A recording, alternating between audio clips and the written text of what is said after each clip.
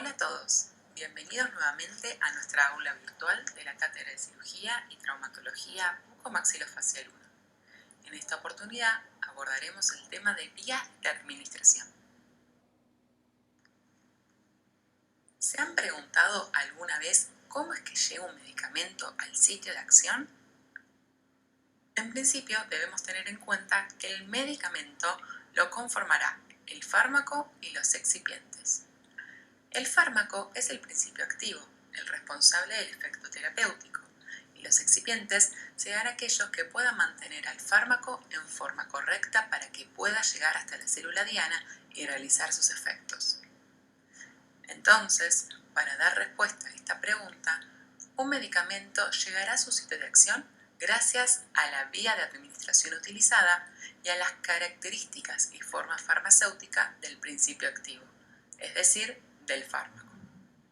En este módulo nos encargaremos de estudiar exclusivamente las vías de administración. Decimos que una vía de administración farmacológica es el camino que se elige para hacer llegar un fármaco hasta su punto final de destino, es decir, hasta la célula diana. Sin embargo, algunas vías de administración no solo tienen un fin farmacológico, sino que pueden utilizarse para rehidratación y soporte nutricional del paciente. Para comprender los próximos contenidos, debemos saber que todo fármaco que ingresa al organismo sufrirá un proceso de absorción, de distribución, de metabolización y, por último, de excreción. Si yo me tomo una pastilla, el organismo lo absorberá, pasará al torrente sanguíneo y desde allí se distribuirá, se metabolizará y posteriormente se eliminará. Esto sucede independientemente del fármaco terapéutico esperado.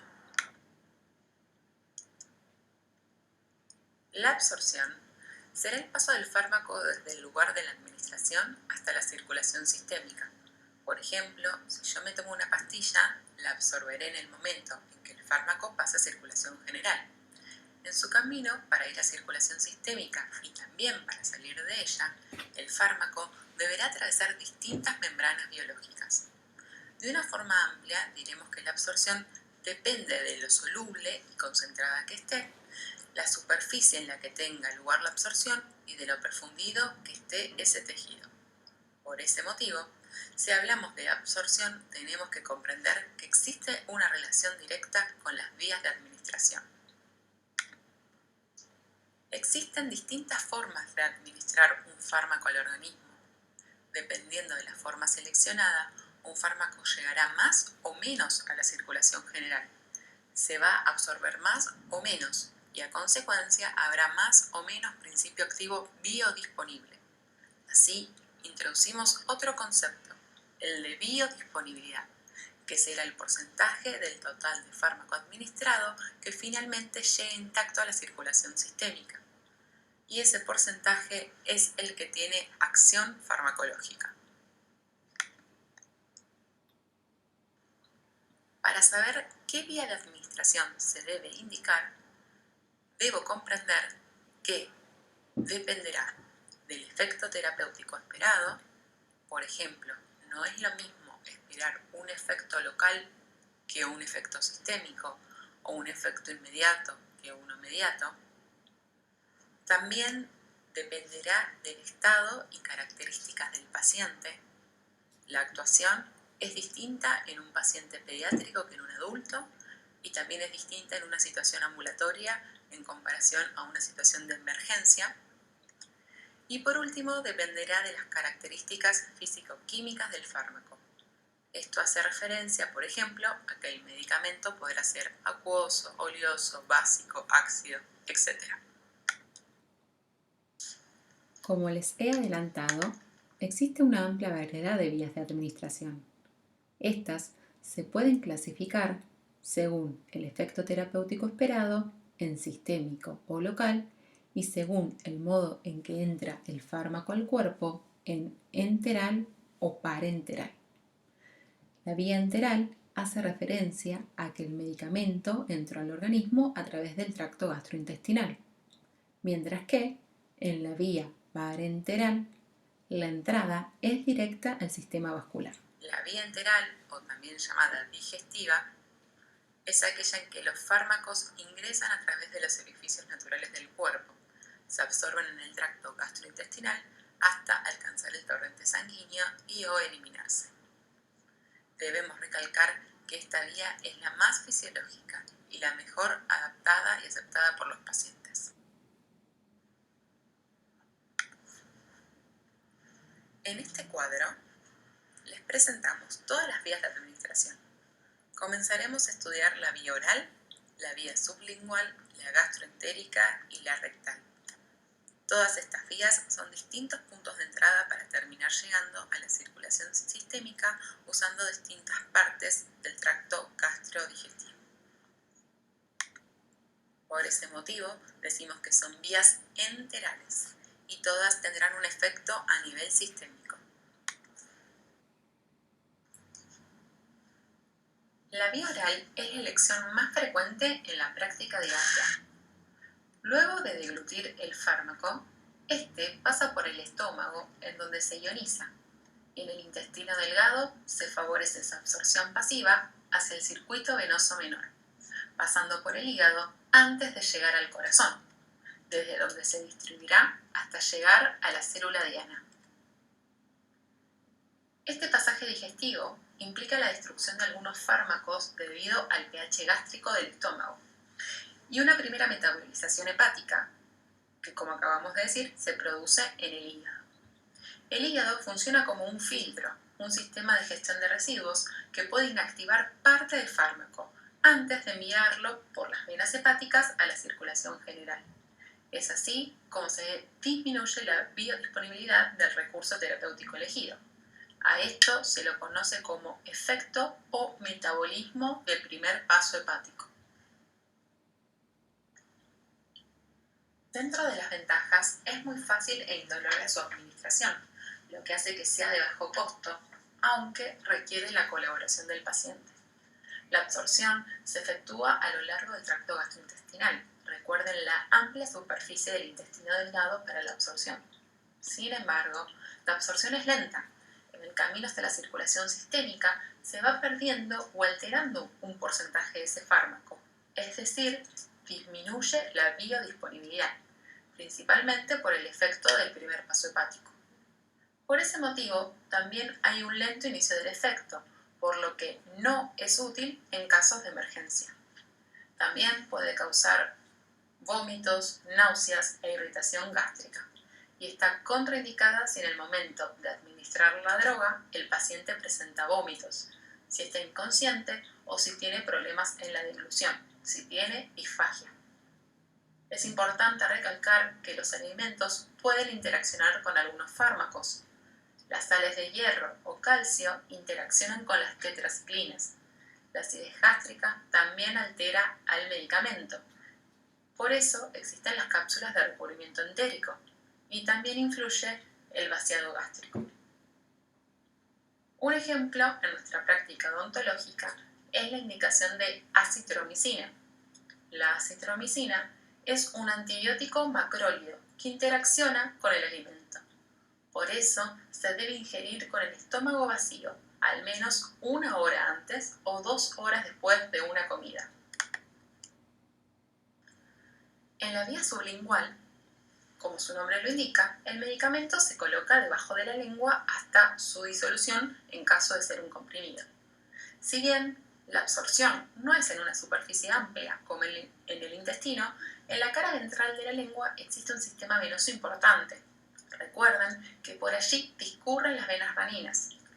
La absorción del fármaco se produce en los capilares de la cara inferior de la lengua, incorporándose a la sangre vía venosa directamente a la circulación de la vena cava superior, que, recordando un poco de anatomía, era aquella vena de gran calibre que entra por la aurícula derecha del corazón, evitándose así el efecto del primer paso hepático y la destrucción gástrica.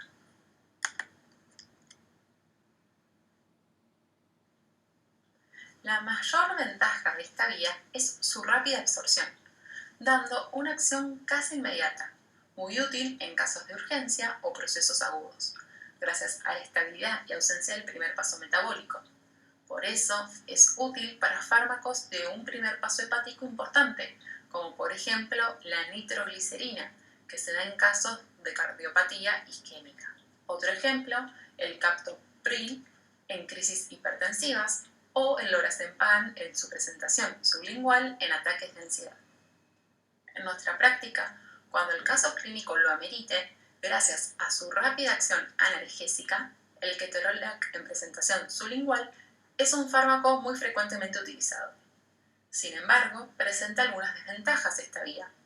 Solo acepta dosis pequeña, algunos medicamentos presentan sabor desagradable y la absorción puede verse limitada en aquellos medicamentos hidrosolubles. En la vía rectal, el fármaco se introduce en el organismo con supositorios o con la ayuda de una sonda rectal. La infusión lenta de grandes volúmenes recibe el nombre de proctoclisis.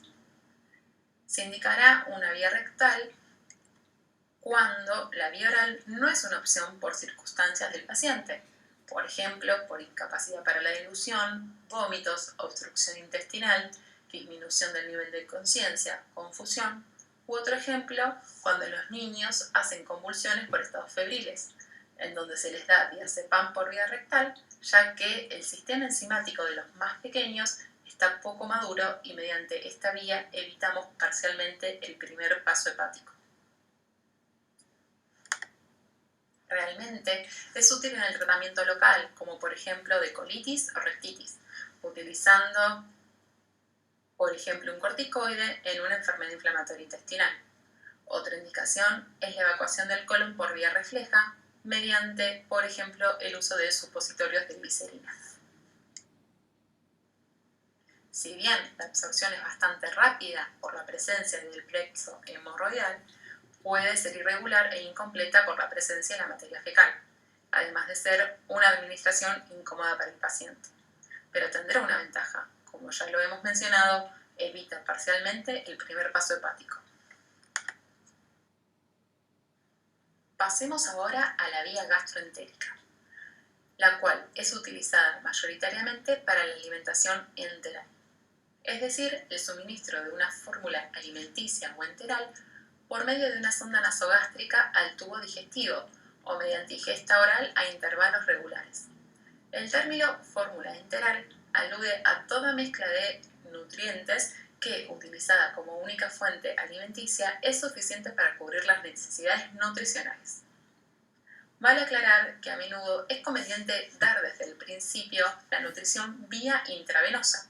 La vía intravenosa es una vía que veremos más adelante, en la cual directamente se hace la administración al torrente sanguíneo. Pero el uso prolongado de este recurso, es decir, de la vía intravenosa, puede propiciar la atrofia de la mucosa y el riesgo de infecciones. Las causas por las que es necesario seleccionar la vía gastroentérica son muy diversas. Pueden ser por obstrucción en la parte superior del tubo digestivo, por operaciones en la bucofaringe o en el esófago, fijaciones de las arcadas dentarias con alambres o estados patológicos que no permiten la dilución, como los estados de coma prolongado o alteraciones profundas del sistema nervioso.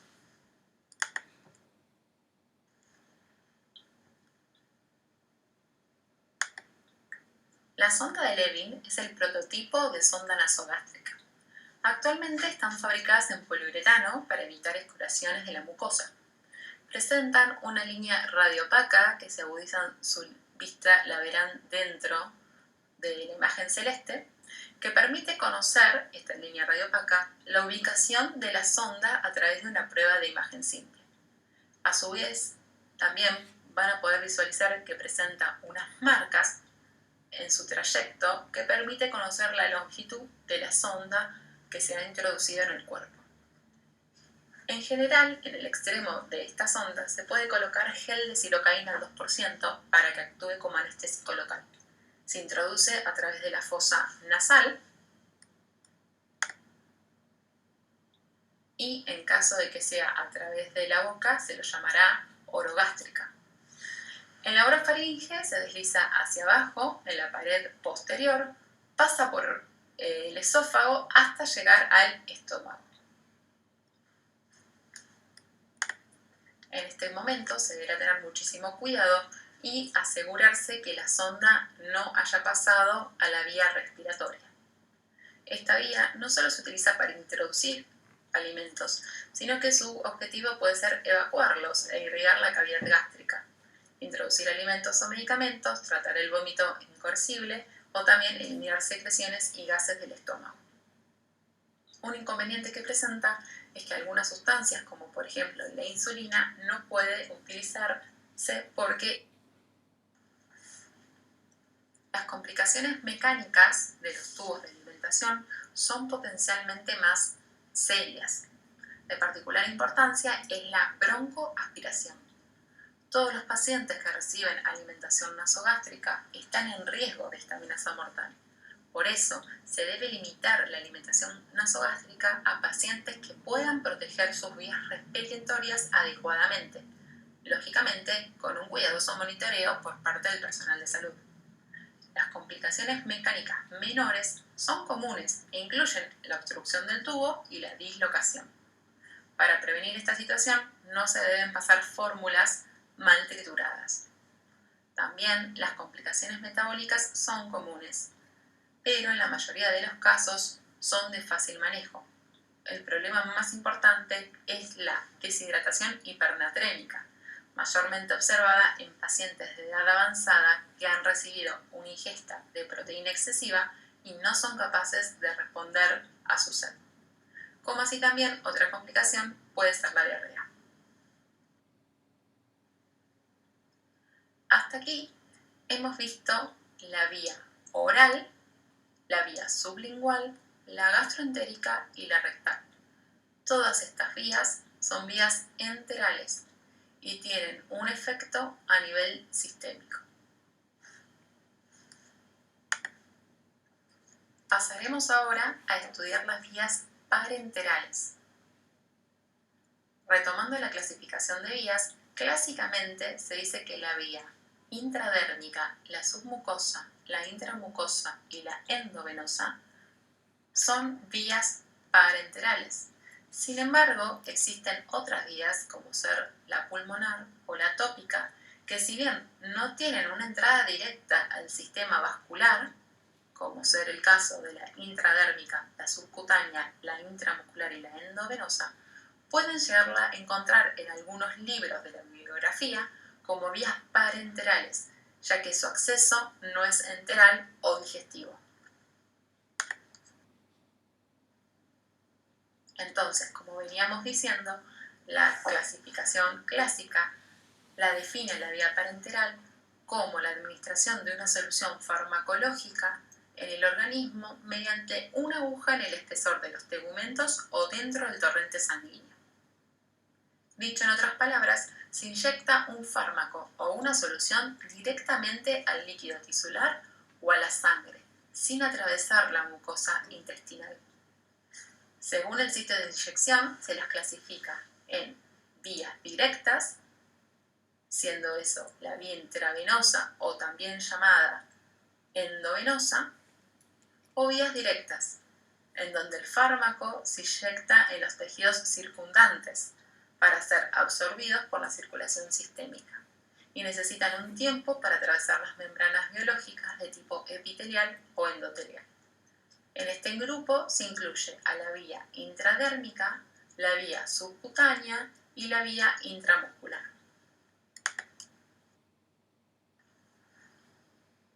En líneas generales, diremos que las 4 vías que acabamos de mencionar, la intravenosa, la intradérmica, la subcutánea y la intramuscular, van a tener como característica principal la rapidez de acción, porque estamos inyectando el fármaco directamente en la sangre o muy próximo al torrente sanguíneo, y de ahí se distribuirá y llegará al órgano diana. A diferencia de otras vías, nos permite conocer con exactitud la dosis del fármaco administrado, aumentando la eficacia con resultados más fáciles de evaluar. No requieren de la colaboración del paciente y se evita el metabolismo del primer paso. Además, no da irritación gástrica ni vómitos y es útil en pacientes que no pueden colaborar, por ejemplo en estados de inconsciencia.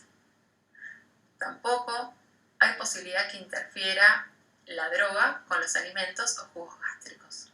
Sin embargo, no son las más utilizadas porque se requiere de un especialista para administrarlo. No es una vía económica. Todos los insumos deben estar esterilizados y la técnica es invasiva porque se debe pinchar al paciente, por lo que existe posibilidad de lesionar al tejido localmente, que se produzca una infección o que el paciente sufra dolor. En general, decimos que es una vía más riesgosa. Estas características permiten que estas vías sean utilizadas en casos de urgencia o de emergencia, cuando los principios activos no se absorben en la mucosa gastrointestinal o cuando es degradado o inactivado a nivel gastrointestinal, como por ejemplo el caso de la insulina, o también cuando el efecto de primer paso hepático es muy elevado y no permite alcanzar niveles terapéuticos adecuados. En este gráfico podemos observar la piel, el tejido celular subcutáneo y el tejido muscular. Lo azul es una vena. La vía intradérmica es aquella en la que se realiza la administración a nivel de la dermis. La vía endovenosa, o también llamada intravenosa, la administración será directamente en el lumen de la vena. La vía subcutánea, la inyección se realizará a nivel del tejido celular subcutáneo, mientras que en la vía intramuscular, la administración es a nivel del tejido muscular. Como podemos ver en la manipulación de la aguja, irá variando en base a la profundidad del tejido al cual se desea llegar. Es por ello que el ángulo conformado entre la jeringa o la aguja y el tejido será en la punción intradérmica de aproximadamente 10 grados. En la punción endovenosa, la angulación entre la aguja y el tejido a inyectar debe ser de 25 grados. En la subcutánea, 45 grados, y en la intramuscular, como el tejido a inyectar está en un plano más profundo, debemos colocar la aguja perpendicular al músculo, formando un ángulo de 90 grados. Como hemos mencionado recientemente, la vía intradérmica es aquella en la que la solución se inyectará dentro de la dermis. Permite una cantidad mínima de solución. Generalmente solo se utiliza 0,1 mililitros, pero se puede utilizar hasta 0,5 mililitros de volumen en bolo. El fármaco se absorberá de forma lenta y local. Por eso se utiliza para la administración de anestésicos locales y para las pruebas diagnósticas. Las más conocidas son las pruebas para determinar alergia a determinadas sustancias y la prueba de Mantoux. La prueba de Mantoux o de tuberculina consiste en demostrar la hipersensibilidad del organismo frente a las proteínas del bacilo tuberculoso, una capacidad de reacción del sistema inmunológico que se adquiere una vez que el organismo ha sido infectado por el Mycobacterium tuberculosis. Las zonas del cuerpo con poco vello y poca pigmentación serán elegidas para aplicar la inyección. Las más comúnmente utilizadas es la cara anterior del antebrazo, aunque también se puede aplicar en la región supraescapular o en la cara anterior y superior del tórax, por debajo de las clavículas. Como toda vía parenteral, puede tener complicaciones asociadas a irritación, induración y hemorragia en el sitio de la punción, además de enrojecimiento, extravasación del fármaco, edema, reacción alérgica exacerbada, infección, absceso, celulitis y necrosis cutánea en la zona infiltrada. En la vía subcutánea se administrará una solución a nivel del tejido celular subcutáneo de hasta 2 mililitros. La solución será hidrosoluble porque el tejido es sensible a las soluciones irritantes y a grandes volúmenes, que pueden provocar abscesos estériles que aparecen en forma de nódulos endurecidos debajo de la piel. Si bien tendrán una rapidez de acción mayor que las enterales, la absorción se verá limitada por el flujo sanguíneo y se afecta si existen problemas circulatorios. Decimos que la absorción es más lenta que la vía intramuscular y que además, si se la da concomitantemente con un vasoconstrictor, disminuye la absorción. Esta vía permite aplicar fármacos que se inactivarían por vía digestiva, como será el caso de la insulina o de la heparina de bajo peso molecular. La insulina es una sustancia polipeptídica que se degrada por la acción de las enzimas pancreáticas, lo que evita que pueda ser utilizado por vía oral. En estas imágenes, en la de la izquierda, tanto como en la de la derecha, podemos observar cómo el paciente se está autoadministrando la insulina. La imagen de la derecha es un dispositivo más moderno, brindándole al paciente una fácil aplicación. También puede aplicarse de forma constante y mantenida, con una determinada concentración, con uno o varios fármacos a la vez, a través del uso del reservorio de medicación que se lo conoce como infusores. Se pueden perfundir hasta 2 mililitros por hora. Estas imágenes representan cómo debemos pellizcar el tejido para que la inyección sea correcta, evitando el tejido muscular. Por eso, los sitios de aplicación son aquellos sitios del cuerpo con mayor panículo adiposo, que hace más sencilla y eficiente la infiltración de la droga. Dentro de las complicaciones se menciona la irritación local, que se resuelve cambiando el sitio de punción, la infección local, que ocasiona dolor y eritema, y también edema, debido a la limitada capacidad de absorción de la grasa subcutánea. También se puede producir hematomas o hemorragia, induración y reacción alérgica, y en caso de que se utilicen infusores pueden sufrir una desconexión accidental.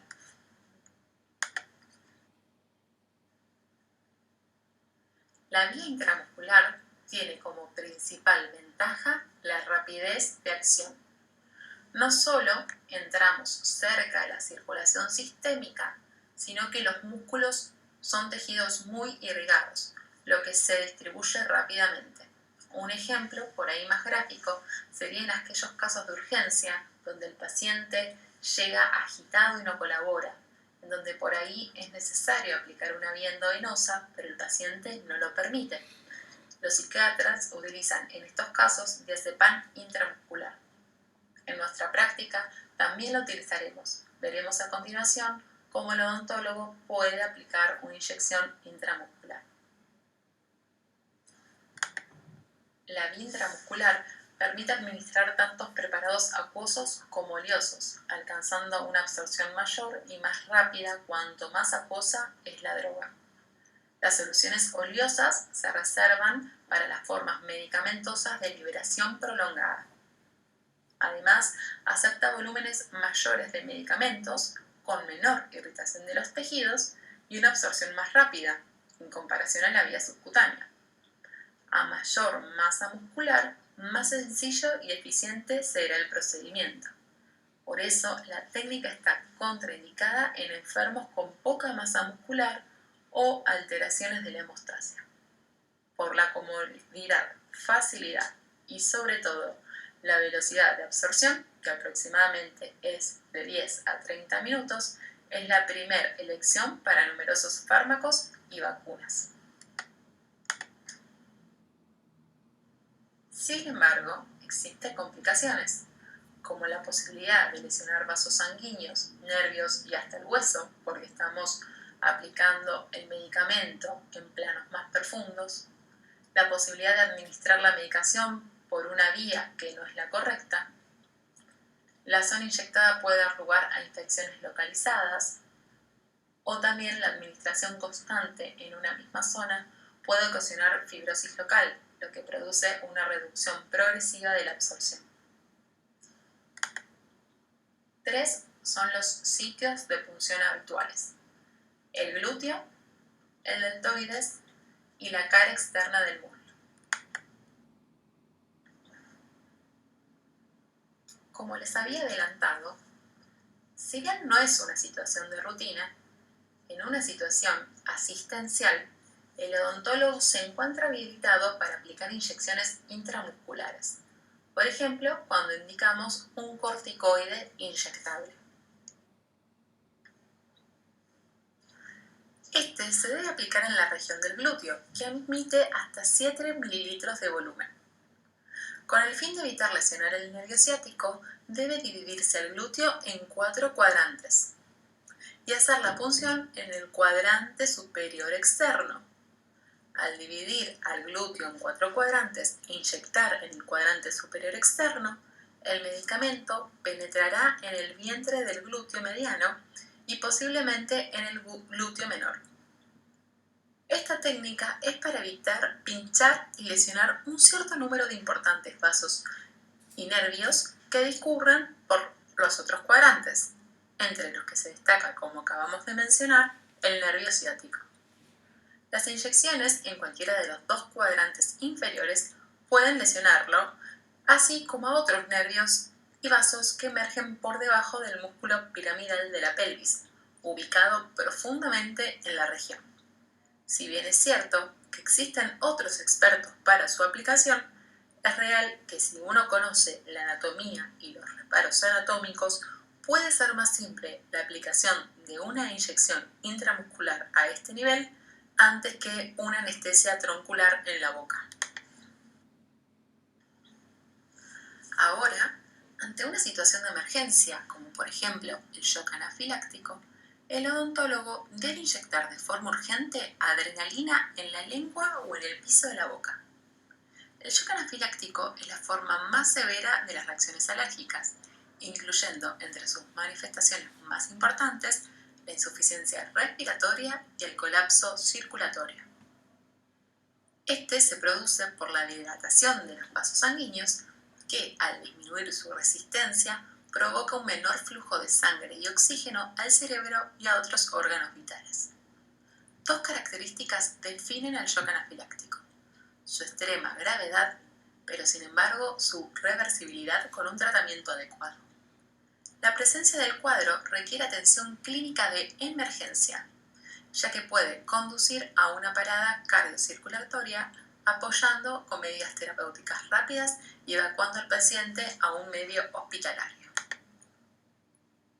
Es decir, frente a un shock anafiláctico, lo que primero debemos hacer es llamar al servicio de emergencia e inmediatamente realizar la inyección intramuscular de adrenalina. Dicho con otras palabras, el tratamiento inicial debe comenzar en el gabinete odontológico a la vez que se establece el aviso al servicio de emergencias para el traslado del paciente. El objetivo del tratamiento es doble. Por un lado, regular las manifestaciones respiratorias y cardiocirculatorias que ponen en peligro la vida del paciente. Por otro lado, actuar sobre la liberación de mediadores químicos y con ello sus efectos mantenidos sobre los órganos diana. También se debe favorecer al retorno venoso, por eso se debe colocar al paciente en posición de Trendelenburg. Además, en caso de ser necesario, debemos mantener permeable la vía aérea. Entonces, la vía intramuscular es de elección para administrar adrenalina en el tratamiento inicial de la anafilaxia en cualquier situación, porque obtiene unas concentraciones plasmáticas más rápidas y elevadas que la vía subcutánea y presenta mayor margen de seguridad que la vía intravenosa. Se debe monitorear al paciente lo más rápido posible. El odontólogo la aplicará en la cara dorsal de la lengua, en el músculo geniogloso, para no dañar las glándulas salivales. Debemos aprenderlo porque en una situación de emergencia no podemos no hacerlo. La dosis recomendada para el adulto es de 0,3 a 0,5 miligramos en una dosis única. Este tratamiento puede repetirse cada 5 a 15 minutos según la gravedad y tolerancia del paciente hasta que llegue el servicio de emergencias. En lactantes y en niños la dosis recomendada es de 0,01 miligramos por kilogramo del paciente, con un máximo de 0,3 miligramos, repitiéndose entre 5 a 15 minutos en caso de ser necesario. Otra región para la aplicación de una inyección intramuscular es la cara anterolateral del muslo. Si la aplicación se hace en la cara externa del muslo, será en el músculo vasto externo, dentro del tercio medio lateral, y admite hasta 5 mililitros de volumen. La aplicación en la región deltoidea es muy utilizada para aplicar vacunas. El paciente puede estar en cualquier posición, admite hasta 2 mililitros de volumen. Se presta debida atención al nervio radial, ya que uno lo puede llegar a lesionar. Ahora veremos a continuación el paso a paso de la técnica de punción intramuscular. Para ello, lo primero que debemos realizar es la antisepsia del sitio punzal, así como también del frasco ampolla con gasa y algún tipo de antiséptico. Puede ser, por ejemplo, alcohol del 70%. Sujetaremos el músculo e insertaremos la aguja perpendicularmente. Recuerden que debemos llegar al tejido muscular que esté en un plano más profundo. Eso se realizará de una forma rápida y firme. Habiendo completado la inserción de la aguja, se suelta al músculo. Suavemente se retrae el émbolo para comprobar que no se canalizó un vaso, es decir, que no se inyectó al medicamento dentro de un vaso sanguíneo. Entonces, en ese momento, sí se puede realizar la inyección de la solución presionando suavemente el émbolo hacia abajo. Una vez que finalizamos eso, retiramos la aguja y la jeringa presionando una gasa con antiséptico en el sitio de la punción. Los músculos masticadores no tienen suficiente volumen para la cantidad necesaria de anestésico local. Cuando accidentalmente se infiltran estos músculos, la vacuna resultante agravia la masa muscular, provocando un trifus prolongado y doloroso. La anestesia infiltrativa odontológica debe ser una inyección subcutánea. Siempre debemos evitar que sea intramuscular. Muy bien, hasta aquí entonces hemos visto dentro de las vías parenterales la intradérmica, la subcutánea y la intramuscular. Estudiaremos ahora la endovenosa o intravenosa. Esto lo seguiremos viendo en el próximo video. Por lo que los invito a que sigan viendo la segunda parte.